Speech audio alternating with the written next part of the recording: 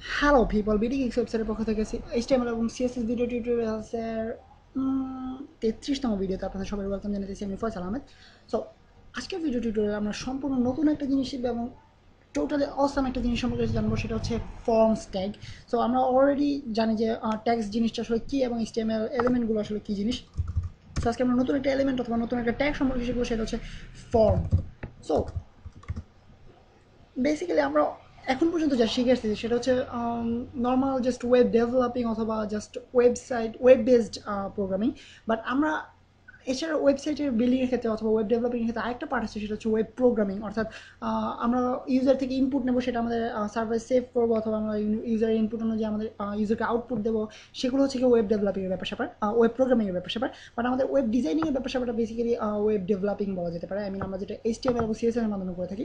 So forms জিনিসটা actually web developing এবং web প্রোগ্রামিংয়ের মাঝামাঝি একটা জিনিস, অর্থাৎ যে জিনিসটা দুটোকে লিঙ্ক করেছে। অর্থাৎ আমরা ফর্মের মাধ্যমে ধরা যাক আমরা ইউজারের কাছ থেকে একটা ইনপুট নেব, কোনো একটা লেখা অথবা কোনো একটা তাদের ইমেইল অ্যাড্রেস চাইতেছে, অথবা তাদের ফোন নাম্বার চাইতেছে, অথবা তাদের তারা একটা পিকচার আপলোড দিতে চাইতেছে, অথবা তারা তাদের চয়েসেসগুলো আই মিন আপনারা নিশ্চয়ই খেয়াল করেছেন যে অনেক ওয়েবসাইট আছে আমাদের চয়েসেস টিক মার্ক দিয়ে যাবো আমরা জাস্ট যে আমরা এটা লাইক করি এটা লাইক করি। অর্থাৎ ধরা যাক কোনো একটা কুইজ টাইপের একটা ওয়েবসাইট, যেখানে আমরা কুইজের অ্যান্সার দিয়ে আমরা টাকা জিততে পারি, এই টাইপের একটা ওয়েবসাইট বানাতে চাই। সেক্ষেত্রে আমাদেরকে ফর্মস ইউজ করা হয়। সো ফর্মসের বেসিক সম্পর্কে প্রথমে আমাদেরকে শুরু করতে হবে যে টেক্সট এরিয়া দিয়ে। সো ফর্মসের ক্ষেত্রে আমাদেরকে প্রথমে যেটা জানতে হবে সেটা হচ্ছে একটা ফর্ম ট্যাগ তৈরি করতে হবে আমাদেরকে।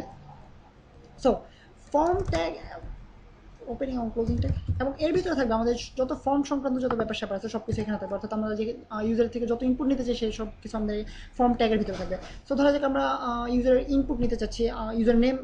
আমরা একটা এমন একটা ওয়েবসাইট তৈরি করতে যাচ্ছি যেখানে ইউজার নেম সিলেক্ট করতে হবে ইউজারকে, অথবা লগ ইন করার জন্য ইউজারকে ইউজার নেম দিতে হবে। সো আপনার নিশ্চয়ই এটার সাথে অনেকখানি পরিচিত, কেননা ফেসবুক এবং অন্যান্য অনেক বেশিরভাগ ওয়েবসাইটে আমরা ইউজার নেম ইউজ করতে হয়। সো সেক্ষেত্রে আমরা কীভাবে করি দেখেন আপনারা, ইউজার নেম যেহেতু আমরা ইউজারকে জাস্ট বলতে চাচ্ছি যেটা এখানে আপনি ইউজার নেম প্রেস করবেন, অথবা আমরা ইউজারকে দেখাতে চাচ্ছি জিনিসটা।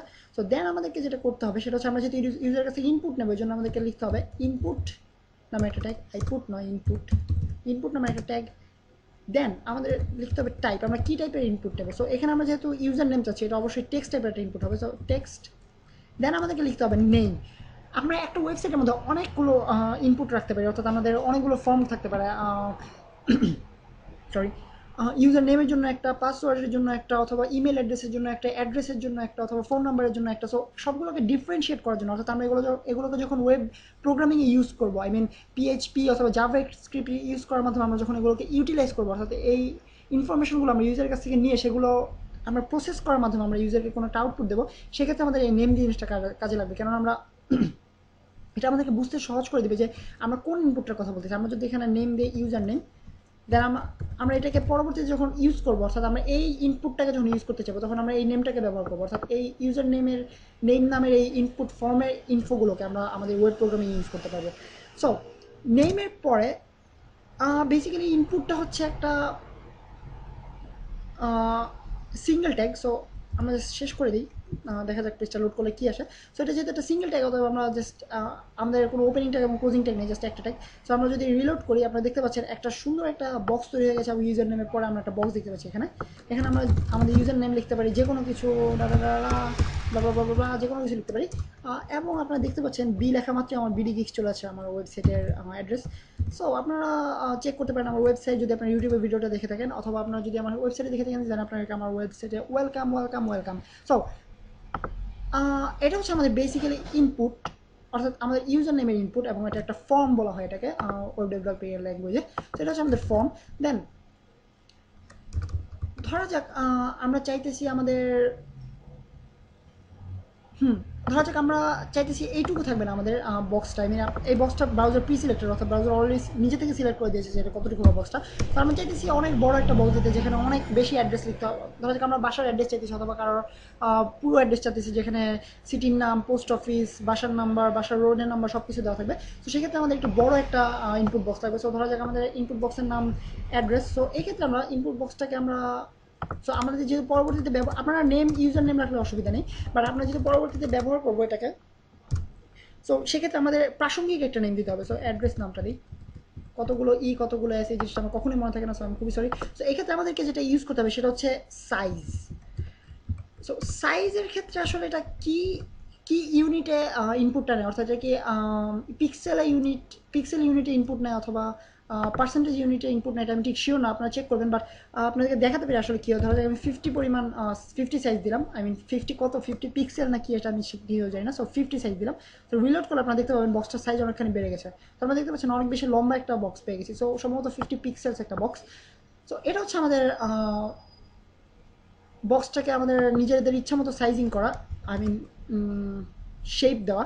অ্যান্ড শেপ বলতে বেসিক্যালি বোঝায় রাউন্ড, সার্কেল অথবা রেক্টেঙ্গুলার, আসলে ওইটা নয়, আমরা জাস্ট সাইজটা ডিটারমিন করে দিলাম। সো ধরা যাক আমাদের ছোট্ট একটা বক্স তৈরি করি। সো আপনি নিশ্চয়ই ভাবতেছেন যে ধরা যাক আমরা একটা ওয়েবসাইট তৈরি করতেছি যেখানে সব ইউজার নেম অবশ্যই অথবা পাসওয়ার্ড অবশ্যই 8টা ক্যারেক্টার কম হতে হবে।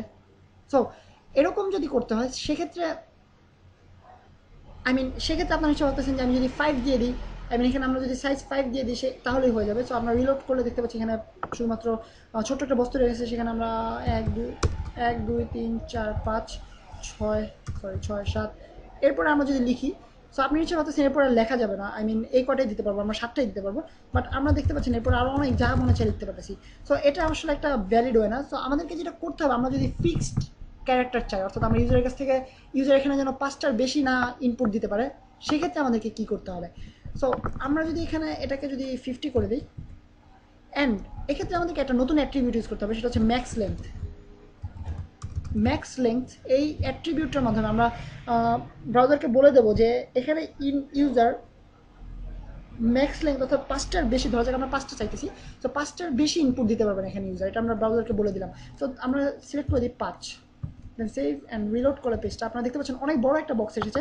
বাট এখানে আমি 5টার বেশি লিখতে পারতেছি না। আপনারা শুনবেন, একটু ভালো করে শুনতে পাবেন যে আমি কিবোর্ড প্রেস করতেছি, বাট কোনো কিছুই হচ্ছে না, অর্থাৎ কোনো বাটন আসতেছে না, অর্থাৎ কোনো টেক্সট আসতেছে না স্ক্রিনে, জাস্ট 5টার বেশি আমি লিখতে পারবো, 1 2 3 4 5, এর বেশি আমি লিখতে পারতেছি না। সো এটা হচ্ছে আমাদের ম্যাক্স লেংথ অ্যাট্রিবিউট ফর্মের ক্ষেত্রে। অ্যান্ড আরেকটা অপশন আছে, সেটা হচ্ছে ভ্যালিউ। ধরা যাক ম্যাক্স লেন্থ এবং সাইজে দুটো আমরা জানলাম, এখন আমরা ধরা যাক ভ্যালিউ। সো আমরা এমন একটা, ধরা যাক আমরা বাচ্চাদের জন্য একটা ওয়েবসাইট তৈরি করতে যাচ্ছি যেখানে শুধুমাত্র 13 বছরের ছোটো কম বয়সী বাচ্চারা ইউজ করবে। সো সেক্ষেত্রে তারা নিশ্চয়ই জানবে না যে কোথায় কোনটা লিখতে হবে। ধরা যাক আমরা তাদেরকে আমরা চাইবো যে ইনপুটের ক্ষেত্রে আমরা তাদেরকে একটা ছোটো টিপস দিয়ে দিতে অথবা ইনস্ট্রাকশন দিয়ে দিতে যে কী লিখতে হবে এখানে। তো তারা নিশ্চয়ই অনেকে হয়তো বা চিনবে না যে ইমেল অ্যাড্রেস জিনিসটা কী, অথবা তারা অনেকে চিনবে না যে ওয়েব ডেভেলপিং জিনিসটা কী। সো তাদেরকে আমি জাস্ট একটা হিন্টস দিব যে এটা কী করতে, এখানে কী লিখতে হবে। সেক্ষেত্রে আমরা এখানে অলরেডি একটা লেখা লিখে দিতে পারি। এটা করতে হলে আমাদেরকে একটা অ্যাট্রিবিউট ইউজ করতে হবে, সেটা হচ্ছে ভ্যালিউ অ্যাট্রিবিউট। সো ভ্যালিউ অ্যাট্রিবিউটের মাধ্যমে আমরা এখানে ডিটারমিন করে দেবো, ধরো যা রাইট ইয়োর অ্যাড্রেস। সো এখন যদি আমরা পেজটা রিলোড করি, আপনারা দেখতে পাচ্ছেন এটা কোনো কারণে কাজ করতেছে না।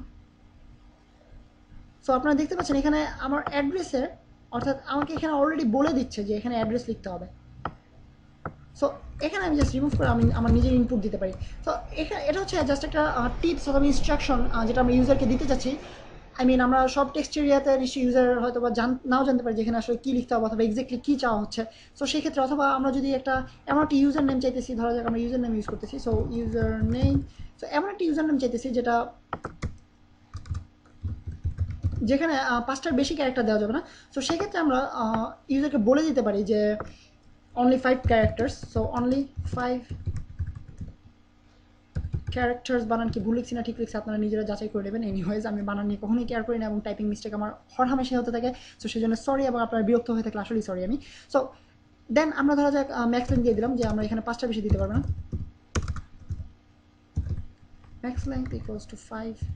সো এখন আমরা ইউজারকে অলরেডি একটা ইনস্ট্রাকশন দিয়ে দিলাম যে এখানে 5টার বেশি ক্যারেক্টার দিতে পারবে না। সো ইউজার যখনই ইনপুট দেবে তখন চেষ্টা করবে যেন 5টার মধ্যে থাকে কোনো ইউজার নেম। সো এটা হচ্ছে আমাদের বেসিক্যালি ফর্ম এবং টেক্সট এরিয়া নিয়ে তৈরি করা ফর্ম। সো নেক্সট টিউটোরিয়ালে আমি ফর্মের আরও অন্যান্য বিষয়গুলো নিয়ে কথা বলবো, যেমন বাটনস অথবা সিলেক্টর। সো নেক্সট টিউটোরিয়ালগুলো আরও ভালো হবে এবং আশা করি আপনারা অনেক কিছু শিখতে পারবেন। তো সেই পর্যন্ত সাইন অফ করতেছি আমি, ফয়সাল আহমেদ ফ্রম বিডি।